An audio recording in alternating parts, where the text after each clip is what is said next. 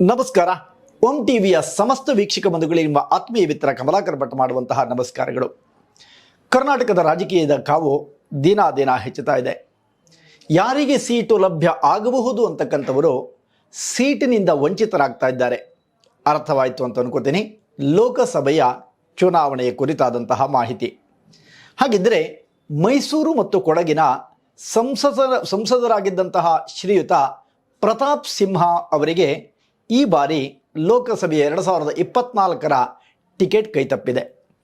ಹಾಗಾದರೆ ಟಿಕೆಟ್ ಕೈತಪ್ಪಲಿಕ್ಕೆ ಕಾರಣಗಳೇನು ಅನ್ನುವಂಥ ವಿಚಾರದ ಕುರಿತಾಗಿ ಹಲವು ಊಹಾಪೋಹಗಳು ಕಂಡು ಬರ್ತಾ ಇದೆ ಅಥವಾ ಕೇಳಿ ಬರ್ತಾ ಇದ್ದೇವೆ. ಆದರೆ ಪ್ರತಾಪ್ ಸಿಂಹ ಒಬ್ಬ ಯೋಗ್ಯತಾವಂತನಾಗಿ ಎಲ್ಲರನ್ನೂ ಕೂಡ ವಿಶ್ವಾಸಕ್ಕೆ ತೆಗೆದುಕೊಂಡು 10 ವರ್ಷಗಳ ಕಾಲ ಸಂಸದರಾಗಿ ಕೆಲಸವನ್ನು ನಿರ್ವಹಣೆ ಮಾಡಿದಂಥವರು. ಬಹಳ ದೊಡ್ಡ ವಯಸ್ಸೇನಲ್ಲ.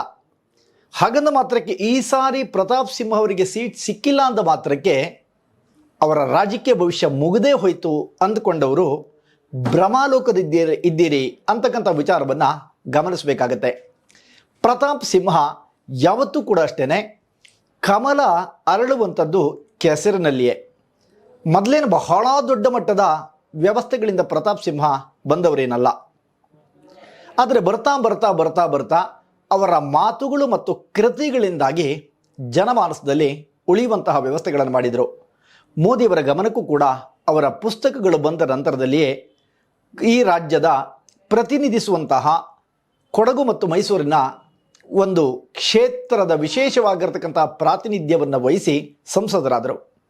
ಆದರೆ 2024ರಲ್ಲಿ ಕೆಲವು ಸ್ಟ್ರಾಟಜಿಗಳನ್ನು ಬದಲಾವಣೆ ಮಾಡಿರ್ತಕ್ಕಂತಹ BJP ಪಕ್ಷ ಕೆಲವರಿಗೆ ಟಿಕೆಟನ್ನು ಉಳಿಸುವಲ್ಲಿ, ಕೆಲವರಿಗೆ ಟಿಕೆಟನ್ನು ಅಳಿಸುವಲ್ಲಿ ಕಾರಣವಾಗಿದೆ ಅನ್ನುವಂಥದ್ದು. ಹಾಗಿದ್ದರೆ ರಾಜಕೀಯದ ವ್ಯವಸ್ಥೆಗಳನ್ನು ಅವಲೋಕನವನ್ನು ಮಾಡಿದಾಗ ಅವರ ಜಾತಕ ಏನು ಹೇಳುತ್ತೆ? ಅವರ ರಾಜಕೀಯದ ಭವಿಷ್ಯ ಮುಗಿದು ಹೋಯ್ತಾ ಅಂದರೆ ಖಂಡಿತ ಇಲ್ಲ. ಹಾಗಿದ್ದರೆ 21/6/1971ರಲ್ಲಿ ಶ್ರೀಯುತ ಪ್ರತಾಪ್ ಸಿಂಹ ಜನ್ಮವನ್ನು ತಾಳ್ತಾರೆ. ರೇವತಿ ನಕ್ಷತ್ರ, ಮೀನರಾಶಿ, ಚಂದ್ರದ ಶಾಕಾಲ ವರ್ತಮಾನದಲ್ಲಿ ನಡೀತಾ ಇರತಕ್ಕಂಥದ್ದು. ಅವರ ಜಾತಕದಲ್ಲಿ ಇರುವಂಥ ಒಂದು ಪ್ರಮುಖವಾದಂತಹ ದೋಷ ಅಂತ ಹೇಳಿದರೆ ಗುರುಚಾಂಡಾಲ ಅಂತಕ್ಕಂತಹ ದೋಷ. ಗುರುವಿನ ಜೊತೆಗೆ ಅವರ ಜಾತಕದಲ್ಲಿ ಕೇತು ಇರುವುದರಿಂದ ಇದನ್ನು ಗುರುಚಾಂಡಾಲ ದೋಷ ಅಂತ ಕರಿತೇವೆ. ಈ ಗುರುಚಾಂಡಾಲ ದೋಷ ಹಲವು ಸಂದರ್ಭದಲ್ಲಿ ಉತ್ತುಂಗಕ್ಕೂ ಹಲವು ಸಂದರ್ಭದಲ್ಲಿ ಅಧಃಪತನಕ್ಕೂ ಇಳಿಸುವಂತಹ ವ್ಯವಸ್ಥೆಗಳನ್ನು ಮಾಡುತ್ತೆ. ಒಂದು ಮಾತಿದೆ, ಎಷ್ಟೇ ಎತ್ತರಕ್ಕೆ ಬೆಳೆದರೂ ಕೂಡ ಕೆಲವರು ತಕ್ಷಣದಲ್ಲಿ ಇಳಿದು ಹೋಗ್ತಾರೆ ಅನ್ನುವಂಥದ್ದು ಸ್ಪಷ್ಟವಾಗಿ ಗೋಚರವಾಗ್ತಾ ಇರತಕ್ಕಂಥದ್ದು ಪ್ರತಾಪ್ ಸಿಂಹ ಅವರ ಕುರಿತಾಗಿ. ನಾವು ಮೈಸೂರು ಮತ್ತು ಕೊಡಗಿನ ಭಾಗಗಳನ್ನು ನೋಡಿದಾಗ ಜನ ವಿರೋಧಿಗಳು ಯಾವುದೇ ರೀತಿಯಂಥ ಮಾತುಗಳನ್ನು ಆಡಿದರೂ ಕೂಡ ಪ್ರತಾಪ್ ಸಿಂಹರ ಕುರಿತಾಗಿ ಒಳ್ಳೆಯ ಉತ್ತಮವಾದಂತಹ ಕೆಲಸಗಾರ ಪ್ರತಾಪ್ ಸಿಂಹ ಅನ್ನುವಂಥ ಮಾತನ್ನು ಜನಮಾನಸದಲ್ಲಿ ನಾವು ಕೇಳ್ತಾ ಬರ್ತೀವಿ. ಹಾಗಿರುವಾಗ ಅವರಿಗೆ ಸಂಸದ ಸದಸ್ಯನಾಗುವಂತಹ ಟಿಕೆಟನ್ನು ಕೊಡೋದಿಲ್ಲ ಅಂತ ಹೇಳಿದಾಗಲೂ ಕೂಡ ಅವರು ಆಡಿದಂಥ ಮಾತು ನಿಜವಾಗಿಯೂ ಕೂಡ ಶ್ಲಾಘನೀಯವಾಗಿದೆ. ನನ್ನ ಉಸಿರು ಇರುವ ತನಕನೂ ಕೂಡ ನಾನು ಮೋದಿಯ ಅಭಿಮಾನಿಯಾಗಿಯೇ ಇರ್ತೇನೆ. ಸಾಮಾನ್ಯ ಕಾರ್ಯಕರ್ತನಾಗಿದ್ದವನು ಯಾಕೆ ಅಂತ ಕೇಳಿದ್ರೆ ಒಂದು ಮಾತಿದೆ, ಬೀದಿಯಿಂದ ಬಂದಂಥ ವ್ಯಕ್ತಿಗೆ ಮತ್ತೆ ಬೀದಿನಲ್ಲಿ ಇತ್ಕೊಳ್ಳೋದೇನು ದೊಡ್ಡದಲ್ಲ. ಅವರು ಆಡಿದಂಥ ಮಾತು ಕೂಡ ಅದೇ ಅರ್ಥವನ್ನು ಕೊಡ್ತಾ ಇತ್ತು.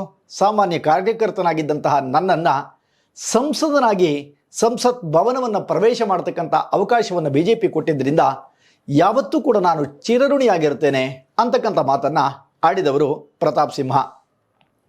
ಹಾಗೆಯೇ ಒಂದಿಷ್ಟು ಆಲೋಚನೆಗಳನ್ನು ಮಾಡಿದಾಗ ಅವರ ಮೇಲೆ ರಾಜಕೀಯವಾದಂಥ ಕೆಲವು ವ್ಯವಸ್ಥೆಗಳು ಅವರನ್ನು ಪರ್ಮಿಷನ್ ತೆಗೆದುಕೊಂಡು ಸಂಸತ್ತಿಗೆ ಪ್ರವೇಶ ಮಾಡಿದಂತಕ್ಕಂಥವರು ಕಲರ್ ಬಾಂಬ್ಸನ್ನು ಸಿಡಿಸಿರ್ತಕ್ಕಂಥ ವ್ಯವಸ್ಥೆಗಳು ಕೂಡ BJP ಪಕ್ಷಕ್ಕೆ ಮುಜುಗರವನ್ನು ಉಂಟು ಮಾಡಿತು ಅಂತಕ್ಕಂಥದ್ದನ್ನು ಮಾಧ್ಯಮ ವಲಯದಲ್ಲಿ ನಾವೆಲ್ಲರೂ ಕೂಡ ಕೇಳ್ತಿರ್ತೀವಿ, ನೋಡಿದ್ದೀವಿ ಕೂಡ. ಹಾಗಿದ್ದಾಗೂ ಕೂಡ ಪ್ರತಾಪ್ ಸಿಂಹ ವರ್ತಮಾನದಲ್ಲಿ ಸಂಸದನಾಗಲಿಕ್ಕೆ ಅನರ್ಹವಾಗುವ ಅಥವಾ ಈ ಬಾರಿ ಅದನ್ನು ಪಡೆದುಕೊಳ್ಳಲಾರದ ಟಿಕೆಟನ್ನು ಪಡೆದುಕೊಳ್ಳಲಾಗಿರತಕ್ಕಂತಹ ಸ್ಥಿತಿಗೆ ಕಾರಣಗಳೇನು ಅಂತ ಕೇಳಿದರೆ 7.5 ಪ್ರಭಾವ ಅಂತ್ಯದಲ್ಲಿ ಆರಂಭ ಆಗಿರತಕ್ಕಂಥದ್ದು. ರೇವತಿ ನಕ್ಷತ್ರ, ಮೀನರಾಶಿ. ರೇವತಿ ನಕ್ಷತ್ರ ಮೀನರಾಶಿಗೆ ಸಾರ್ಧ ಸಪ್ತಮ ಶನಿ ಅಂತ ಕರಿತೇವೆ. 7ರಾಟದ ಶನಿ ಕಾಟ ಆರಂಭವಾಗಿರತಕ್ಕಂಥದ್ದು 2023 ಜನವರಿಯಲ್ಲಿ. ಹಾಗಿದ್ದರೆ ವರ್ತಮಾನದ 2024 ಮಾರ್ಚ್ ಆಗಿರೋದ್ರಿಂದ 1 ವರ್ಷದ 3 ತಿಂಗಳುಗಳ ಮಾತ್ರ ಈ ಒಂದು ಶನಿಯ ಪ್ರಭಾವ ಅವರ ಜಾತಕದಲ್ಲಿ ಇರತಕ್ಕಂಥದ್ದು. ಶನಿ ಯಾವತ್ತೂ ಕೂಡ ಅಷ್ಟೇನೆ, ಒಂದಿಷ್ಟು ದಿನಗಳ ಕಾಲ ಶನಿ ಆರಂಭ ಕಾಲದಲ್ಲಿ ಕೆಡುಕನ್ನು ಮಾಡಿದ ಅಂತಾದರೆ ಮುಂದಿನ ದಿನಮಾನಗಳಲ್ಲಿ ಆ ವ್ಯಕ್ತಿಯ ಔನ್ನತ್ಯವನ್ನು 1ಕ್ಕಿಂತ 100ರಷ್ಟು ಪ್ರಮಾಣದಲ್ಲಿ ಶನಿ ಅವರಿಗೆ ಕೊಡ್ತಾನೆ ಅಂತಕ್ಕಂಥದ್ದನ್ನು ಲಕ್ಷಾಂತರ ಜಾತಗಳನ್ನು ನೋಡಿರ್ತಕ್ಕಂಥ ನಾವುಗಳು ಗಮನಿಸಿರ್ತೇವೆ. ಕೆಲವರಿಗೆ ಹಾಗಲ್ಲ, ಆರಂಭದಲ್ಲಿ ಬಹಳ ಒಳ್ಳೆಯದಾಗ್ತಾ ಬರುತ್ತೆ, ಅಂತ್ಯದಲ್ಲಿ ಅವರು ಯಾವತ್ತೂ ಏಳಲಾರದಂತಹ ಪರಿಸ್ಥಿತಿಗೆ ಇಳಿದು ಬಿಡ್ತಾರೆ ಅನ್ನುವಂಥದ್ದು. ಕಷ್ಟ ಯಾರಿಗೂ ತಪ್ಪಿದ್ದಲ್ಲ. ಋಷಿ ಮುನಿಗಳನ್ನು ಬಿಡಲಿಲ್ಲ, ದೇವಾನುದೇವತೆಗಳನ್ನು ಕಷ್ಟಗಳು ಬಿಡಲಿಲ್ಲ, ರಾಮ ಕೃಷ್ಣರನ್ನು ಬಿಡಲಿಲ್ಲ, ರಾಮಕೃಷ್ಣ ಪರಮಹಂಸರನ್ನು ಬಿಡಲಿಲ್ಲ, ವಿವೇಕಾನಂದರನ್ನು ಕರ್ಮಗಳು ಬಿಡಲಿಲ್ಲ. ಈ ಮನುಷ್ಯ ಶರೀರ ಅಂತಕ್ಕಂಥದ್ದು ಕರ್ಮವನ್ನು ಅನುಭವಿಸಲಿಕ್ಕಾಗಿ ಇರತಕ್ಕಂಥ ಒಂದು ಶರೀರವಾಗಿದೆ. ಹಾಗಿರುವಾಗ ಪ್ರತಾಪ್ ಸಿಂಹ ಇದರಲ್ಲಿ ಬಹಳಷ್ಟು ವಿಶೇಷ ಅಂತ ಏನೋ ಅನಿಸಲ್ಲ. ಸಾಮಾನ್ಯರಂತೆ ಸಾಮಾನ್ಯರಾಗಿ ಆ ಮನುಷ್ಯ ಇರುವಂಥದ್ದು. ಮನುಷ್ಯನ ವ್ಯಕ್ತಿತ್ವವನ್ನು ನಾವು ಪಕ್ಷಾತೀತವಾಗಿ ಗೌರವಿಸಬೇಕಾದ ನಮ್ಮ ಕರ್ತವ್ಯ. ಯಾಕೆ ಅಂತ ಕೇಳಿದರೆ, ಅವರು ಮಾಡಿದಂಥ ಅನೇಕ ಯೋಜನೆಗಳಿರಬಹುದು ಅಥವಾ ಸ್ವಯಂ ತನ್ನ ಜೀವನದಲ್ಲಿ ಅವರು ಅಳವಡಿಸಿಕೊಂಡಂಥ ವ್ಯವಸ್ಥೆಗಳಿರ್ಬೋದು, ಇದೆಲ್ಲವೂ ಕೂಡ ಸಮಾಜಕ್ಕೆ ಮಾದರಿಯ ವ್ಯವಸ್ಥೆಗಳನ್ನು ಒಳಗೊಂಡಿದೆ ಕೂಡ. ಹಾಗಿದ್ರೆ ಮುಂದಿನ ದಿನಮಾನಗಳಲ್ಲಿ ಏನಾಗಬಹುದು ಅನ್ನುವಂಥದ್ದು. ವರ್ತಮಾನದಲ್ಲಿ ಅವರಿಗೆ ನಡೀತಾ ಇರತಕ್ಕಂಥದ್ದು ಚಂದ್ರದಶಾ ಕಾಲ. ಚಂದ್ರದಶಾ ಕಾಲದಲ್ಲಿ ವ್ಯಯದಲ್ಲಿ ಇರತಕ್ಕಂಥ ಶನಿ, ವ್ಯಯ ಅಂದರೆ 12ನೇ ಮನೆಯನ್ನು ನಾವು ವ್ಯಯಸ್ಥಾನ ಅಂತ ಕರಿತೇವೆ ಜ್ಯೋತಿಷದಲ್ಲಿ. ಈ ವ್ಯಯಸ್ಥಾನದಲ್ಲಿ ಇರತಕ್ಕಂತಹ ಶನಿ ಅನೇಕ ಸಂದರ್ಭದಲ್ಲಿ ಅವರ ಆಡಳಿತವನ್ನು ಅಥವಾ ಅವರ ಜನಪ್ರಿಯತೆಯನ್ನು, ಅವರಿಗೆ ಬೇಕಾಗಿರತಕ್ಕಂಥ ಅನೇಕ ರೀತಿಯಾದಂಥ ವ್ಯವಸ್ಥೆಗಳನ್ನು ಕುಸಿತಗೊಳಿಸುವಂತಹ ವ್ಯವಸ್ಥೆಗಳನ್ನು ಮಾಡ್ತಾನೆ. ಬಹುಶಃ ಅವರು ದೇವರ ಬಗ್ಗೆ ಅವರಿಗೆ ಯಾವ ರೀತಿಯಾದಂತಹ ಶ್ರದ್ಧೆ ಇದೆಯೋ ಬಿಟ್ಟಿದೆಯೋ ನನಗೆ ಗೊತ್ತಿಲ್ಲ.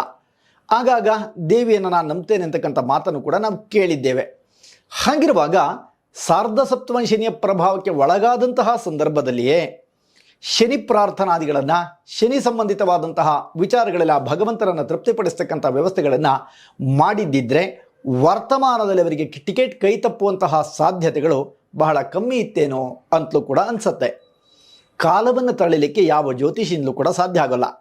ಕಾಲ ಎಲ್ಲವನ್ನು ಕೂಡ ನಿರ್ಣಯವನ್ನು ಮಾಡುತ್ತೆ. ಶ್ರೀರಾಮಚಂದ್ರನ ಕೊನೆಯ ಕಾಲದಲ್ಲಿ ಕಾಲಪುರುಷನ ಒಂದು ಪ್ರವೇಶವಾದ ನಂತರದಲ್ಲಿಯೇ ಆತ ನಿರ್ಗಮಿಸ್ತಕ್ಕಂಥ ವ್ಯವಸ್ಥೆಗಳು. ಕಾಲಪ್ರವೇಶ ಆಗತ್ತೆ, ಕಾಲದ ನಂತರದಲ್ಲಿ ಆತ ಈ ಒಂದು ಸರಿಯು ನದಿನಲ್ಲಿ ತನ್ನ ದೇಹವನ್ನು ವಿಲೀನ ಮಾಡಿಕೊಳ್ತಕ್ಕಂಥ ವ್ಯವಸ್ಥೆಗಳನ್ನು ರಾಮಾಯಣದ ಕಾಲದಲ್ಲಿ ನಾವು ಕಾಣ್ತೀವಿ. ಹಾಗಿರುವಾಗ ಪ್ರತಾಪ ಸಿಂಹ ವರ್ತಮಾನದಲ್ಲಿ ಸದ್ಯಕ್ಕೆ ಹಿನ್ನಡೆಯನ್ನು, ಟಿಕೆಟನ್ನು ಪಡೆದುಕೊಳ್ಳುವಲ್ಲಿ ಹಿನ್ನಡೆಯಾದರೂ ಕೂಡ ಮುಂದಿನ ದಿನಮಾನಗಳಲ್ಲಿ ರಾಜ್ಯದ ಅತಿ ದೊಡ್ಡದಾದಂತಹ ಸೂತ್ರವನ್ನು ವಹಿಸುವಂಥ ಎಲ್ಲ ಶಕ್ತಿ ಸಾಮರ್ಥ್ಯಗಳು ಕೂಡ ಶ್ರೀಯುತ ಪ್ರತಾಪ್ ಸಿಂಹ ಅವರ ಜಾತಕದಲ್ಲಿ ಕಂಡು ಬರ್ತಾ ಇದೆ. ಸೌಮ್ಯ ಸ್ವಭಾವದವರಿಗೆ ಸೌಮ್ಯನಾಗಿಯೂ, ಕಠೋರ ವ್ಯವಸ್ಥೆಗಳಲ್ಲಿ ತೊಡಗುವಂಥ ವ್ಯಕ್ತಿಗಳಿಗೆ ಕಠೋರನಾಗಿಯೂ ಇತ್ಯಾದಿಗಳನ್ನು ಮಾಡ್ತಕ್ಕಂಥದ್ದು. ಒಬ್ಬ ವ್ಯಕ್ತಿ ಬೆಳೀತಾನೆ ಅಂತಾದರೆ ರಾಜಕೀಯದವರಿರಲಿ ಅಥವಾ ಜನಪ್ರಿಯರಾದಂಥ ಯಾವುದೇ ವ್ಯಕ್ತಿಗಳಾದರೂ ಕೂಡ ಅವರ ಕಾಲನ್ನು ಎಳೆಯೋದಕ್ಕೆ ಸಾವಿರಾರು ಜನ ಇರ್ತಾರೆ. ಅದೇ ಪರಿಸ್ಥಿತಿಗಳು ಪ್ರತಾಪ್ ಸಿಂಹರವರ ಜೀವನದಲ್ಲಿ ಕೂಡ ಆದಂತಹ ವ್ಯವಸ್ಥೆ ಅಂದರೆ ತಪ್ಪಲ್ಲ, ತಪ್ಪಾಗಲಾರದು ಕೂಡ. ಅನೇಕರು ಅನ್ಕೋಬೋದು ಇವರು BJPಯ ಪರವಾಗಿ ಮಾತಾಡ್ತಾ ಇದ್ದಾರೆ ಅಂತ. ವ್ಯಕ್ತಿಗತವಾಗಿ ಯಾವ ಪಕ್ಷದ ಜೊತೆಯೂ ಕೂಡ ನನಗೆ ನಂಟಿಲ್ಲ. ಆದರೆ ಸನಾತನೀಯರನ್ನು ಗೌರವಿಸುವಂಥ ವ್ಯಕ್ತಿಗಳನ್ನು ಒಬ್ಬ ಸನಾತನಿಯನಾಗಿ ನಾನು ಮಾಡಬೇಕಾದ ನನ್ನ ಕರ್ತವ್ಯ ಅಂತ ಅನ್ಕೊಂಡಿದ್ದೀನಿ ಅಷ್ಟೇ. ಆದ್ದರಿಂದ ಪ್ರತಾಪ ಸಿಂಹ ಅವರಿಗೆ ಪ್ರಮುಖವಾಗಿ ಗುರುಚಾಂಡಾಲ ದೋಷವನ್ನು ನಿವೃತ್ತಿ ಮಾಡಿಕೊಳ್ತಕ್ಕಂತಹ ಅಗತ್ಯತೆಗಳು ಖಂಡಿತ ಇದ್ದೇ ಇದೆ. ಅದರ ಜೊತೆಗೆ ಈಶ್ವರೋಪಾಸನೆಯನ್ನು, ವಿಶೇಷವಾಗಿರತಕ್ಕಂತಹ ಭಗವಂತನ ಆರಾಧನೆಯನ್ನು ಅನವರತವಾಗಿ ಮಾಡಿಕೊಂಡ್ರೆ ಅಥವಾ ಅವರಿಗೆ ಬೇರೆ ಬೇರೆ ರೀತಿಯಾಗಿರ್ತಕ್ಕಂತಹ ಸಮಸ್ಯೆಗಳ ಪರಿಹಾರಕ್ಕೆ ಶನೈಶ್ಚರನ ಪ್ರಾರ್ಥನೆಯನ್ನು ಮಾಡಿಕೊಂಡ್ರೆ ಮುಂದಿನ ದಿನಮಾನಗಳಲ್ಲಿ ಅವರ ಸದ್ದು ಇಡೀ ರಾಜ್ಯಾದ್ಯಂತ ಮತ್ತೆ ಎದ್ದೇಳುತ್ತೆ. ಜೊತೆಗೆ ದೇಶದ ರಾಜಕೀಯದಲ್ಲೂ ಕೂಡ ತಮ್ಮ ಪ್ರಭಾವವನ್ನು ಮುಂದುವರಿಸಿಕೊಂಡು ಹೋಗ್ತಾರೆ ಅಂತಕ್ಕಂಥದ್ದು ಒಂದು ಕಡೆ. ಆದರೆ ಇನ್ನೊಂದು ಕಡೆಯಲ್ಲಿ ಯದುವೀರ್ ಮಹಾರಾಜರನ್ನು ನಾವು ಕಾಣ್ತಾ ಇದ್ದೇವೆ ಸಂಸದರ ಸ್ಥಾನಕ್ಕೆ. ಅನೇಕರು ಅದಕ್ಕೆ ಟೀಕೆ ಟಿಪ್ಪಣಿಗಳನ್ನು ಕೂಡ ಮಾಡಿರುವಂಥದ್ದು ನೋಡಿ. ರಾಜರನ್ನು ರಾಜರಾಗಿಯೇ ನೋಡಬೇಕೆನ್ನುವಂತಹ ಬಯಕೆ ಕರ್ನಾಟಕದ ಜನರಲ್ಲಿದೆ. ಅದರಲ್ಲಿ ಕೂಡ ಮೈಸೂರು ಮಹಾಸಂಸ್ಥಾನದ ಮೇಲೆ ಪ್ರತಿಯೊಬ್ಬರು ಇಟ್ಟಿರುವಂತಹ ಗೌರವನೇ ಬೇರೆಯಾಗಿರುತ್ತೆ. ಹಾಗೆ ಇವತ್ತು ನಾವು ಬೆಂಗಳೂರಿನಲ್ಲಿ ನೀರು ಕುಡಿತಾ ಇದ್ದೀವಿ ಅಂತಾದರೆ ಮಹಾರಾಜರ ಭಿಕ್ಷೆ ಅದಕ್ಕೆ ಕಾರಣ ಅನ್ನುವಂಥದ್ದು. ಆ ರಾಜರು ನಮ್ಮ ಒಂದು ರಾಜಕೀಯಕ್ಕೆ ಬಂದು ಮಂತ್ರಿ ಆಗುವಂಥ ವ್ಯವಸ್ಥೆಗಳು ಬೇಡ ಅನ್ನುವಂಥ ಅಭಿಯಾನವೇ ಸೋಷಿಯಲ್ ಮೀಡಿಯಾದಲ್ಲಿ ಉಂಟಾಗಿತ್ತು. ಅದನ್ನು ಯಾವುದನ್ನು ಕೂಡ ಗಮನ ಹರಿಸ್ದಂಗೆ ಕಾಣ್ತಾ ಇಲ್ಲ ಮಹಾರಾಜರು. ಇರಲಿ ಅಂತೆ, ಅವರಿಗೆ ಬಿಟ್ಟಂಥ ವಿಚಾರ. ಆದರೆ ವರ್ತಮಾನದಲ್ಲಿ ಇಂದಿದ್ದ ಕಾಲ ನಾಳೆ ಇಲ್ಲ, ನಾಳೆ ಇದ್ದಂಥ ಕಾಲ ಇಂದಿಲ್ಲ ಅನ್ನುವಂಥದ್ದು ಸತ್ಯ. ಪ್ರತಾಪ್ ಸಿಂಹರವರ ಜೀವನದ ರಾಜಕೀಯದ ಬದುಕು ಮುಗಿದಿಲ್ಲ. ಸದ್ಯಕ್ಕೆ ರಾತ್ರಿಯಂತೆ ಕತ್ತಲಾಗಿದೆ. ಬೆಳಕಾಗುವಂಥ ಕಾಲ ಸಮೀಪದಲ್ಲಿದೆ. ಇನ್ನು ಮುಂದಿನ ದಿನಮಾನಗಳಲ್ಲಿ ಪ್ರತಾಪ್ ಸಿಂಹರವರಿಗೆ ದೇವರು ಆಯುಷ್ಯ ಆರೋಗ್ಯ ಅಷ್ಟೈಶ್ವರ್ಯವನ್ನು ಕರುಣಿಸಲಿ. ಹಾಗೆ ಒಂದಿಷ್ಟು ಸಮಾಜ ಸೇವೆಯನ್ನು ಮಾಡತಕ್ಕಂತಹ ಶಕ್ತಿಯನ್ನು ಸಾಮಾನ್ಯ ಜನರಾಗಿದ್ದು ಮಾಡಲಿ ಅಂತಕ್ಕಂತಹ ಶುಭ ಹಾರೈಕೆಯನ್ನು ಮಾಡುತ್ತಾ ಈ ಸಂಚಿಕೆಯನ್ನು ಮುಗಿಸ್ತೇನೆ. ಮತ್ತೊಬ್ಬ ನಾಯಕನ ಕುರಿತಂಥ ಮಾಹಿತಿಯನ್ನು ಕೊಟ್ಟು ಹೊತ್ತು ಮತ್ತೆ ಬರ್ತೀನಿ. ನಮಸ್ಕಾರ.